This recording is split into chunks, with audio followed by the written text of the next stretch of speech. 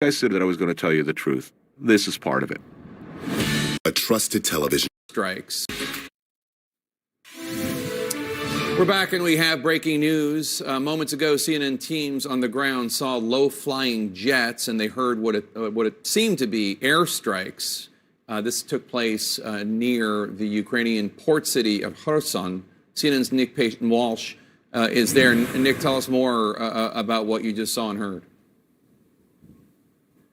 Yeah, in the last hour, Jake, we've had 3 or 4 times low-flying jets coming down over this important city. Essentially, it's the route up from the long Russian-occupied peninsula of Crimea. And we've seen since this morning's invasion began those armoured columns moving north. But they moved north through here very fast, frankly. Actually, there's an ambulance just rushing in the darkened-out city round behind me here. Those airstrikes seem to drop, those aircraft seem to drop bombs. We heard some thuds in the distance after they'd flown low over this town, which is trying to enforce a blackout. It's pretty ineffective, but it's sort of startling to go around a town looking for the hospitals that we understand have taken in injured from the fighting near here and seeing that they've essentially closed their outer doors so they can't be spotted from above. Quite a chilling scene here. As we came in to the town, it seemed as though the Russian forces that were initially south of the Dnieper River that this town sits on were fighting hard for a key bridge across it. But they had in fact crossed over north to the side where we're standing here. There were clashes certainly on this side here, and then the suggestion is that they were for a period on the outskirts of this town. Quite what their next moves are for Kherson, it's unclear.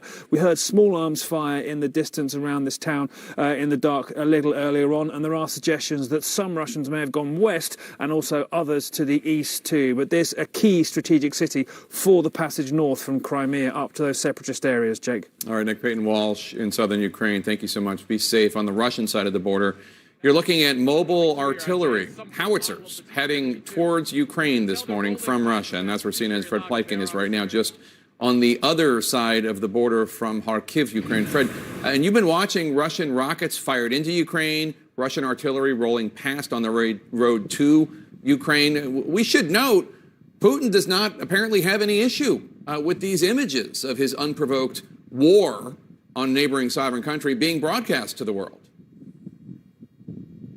No, I certainly think that he didn't, and it's certainly something that we saw the entire day. And I can tell you, Jake, just before we went to air right now, we heard a massive salvo of what seemed to be Russian artillery rockets being fired towards the area of Ukraine. It's quite interesting because the outgoing fires seem to come from a position several kilometers further towards Ukraine than what we saw earlier today. We saw them fire earlier today from sort of around where I am right now. Now it seems to be a little bit forward deployed a rocket. So what we can deduct from that, I think, is that the Russians have made some advances today further into Ukrainian territory. But you're absolutely right. I mean, the entire day that we stood here, you can look behind me. That's the checkpoint, the last one before you get to Ukrainian territory, before you get towards the town of Kharkiv, where, of course, we have some crews as well who have been feeling the brunt of some of those rockets that have been fired from the positions here on Russian territory.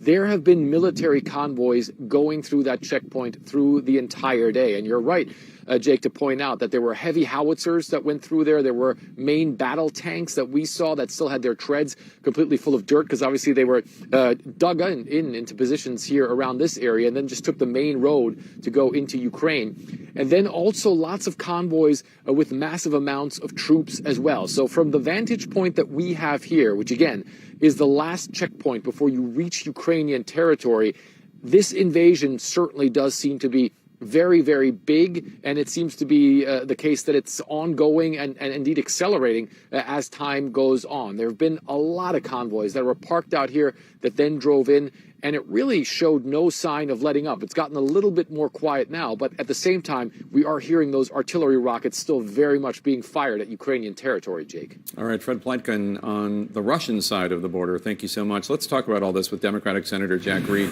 Over at Rhode Island, he's the chairman of the Senate Armed Services Committee and serves on the Senate Intelligence Committee in addition to being a veteran himself. Senator, do you think Putin intends to conquer all of Ukraine, including the capital of Kyiv? I think he's set upon capturing Kyiv and other major cities in the eastern part of the Ukraine. And then I think he will stop and his forces will reset and reform. And then there'll be a decision at that point whether they'll continue forward. I think there's a very high likelihood that he would continue forward. One reason is I think he would, or the military advisors would be uncomfortable with an ungoverned space in Ukraine and having the Ukrainian resistance use that to attack Russian forces.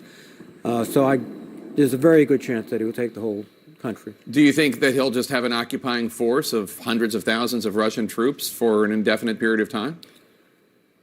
Well, I think he will move his National Guard troops, which are primarily designed for that type of operation. A lot will depend on the scope and intensity of the resistance. What we're hearing, what you're hearing, is that the Ukrainian people feel strongly that they want their independence, that they are not Russians, and that they're resisting.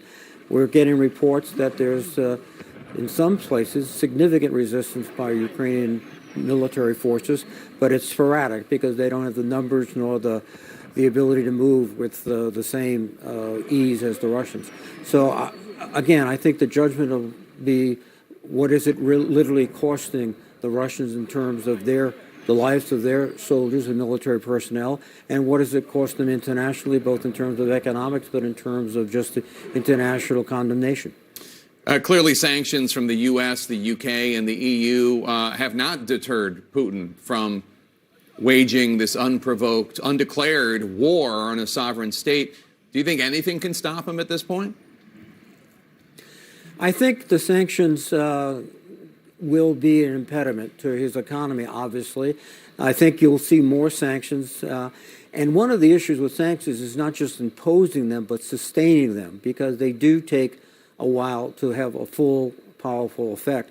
And I think the president is trying to ensure, as he has to date, that these sanctions are supported across the board by our allies in NATO particularly, but other major economic powers. So those sanctions will increase, and they will put pressure on him. We always saw, as you've reported, that there's been some spontaneous demonstrations within Russia, which is quite surprising. The Russians are looking closely at their economy. That could be a real point of pressure against Putin. That, I think, is a strategy at this point that we should pursue and allows us the best opportunity to reverse or at least stop this invasion. In addition to being a veteran, you're the chairman of the Senate Armed Services Committee. President Biden is sending more troops to Germany, and he's redeploying troops that are already in Europe to the eastern flank, Estonia, Latvia, Lithuania, Poland, and Romania. But the troops that they're sending from the U.S., I believe, are from an armored brigade combat team, which means these are not the light forces the U.S. sent earlier with just trucks. The armored team means tanks, fighting vehicles, significantly more firepower. Interpret that for us. Well, the first response was to move elements that were in Europe. They were Stryker brigades, which are mechanized infantry, which does have considerable striking power. And then to quickly move additional forces, they took out the Ready Brigade from the 82nd Airborne Division. That brigade went into Poland. Now we're beginning to move, as you indicate, Jake, stronger forces with the significant tanks, significant fighting vehicles, the ability to, if necessary, protect NATO countries. The president's made it clear we're not going to introduce troops into the Ukraine, but protect NATO countries against what you've already seen, your reporters have described, significant armored forces backed up by air and artillery. All right, Senator Jack Reed.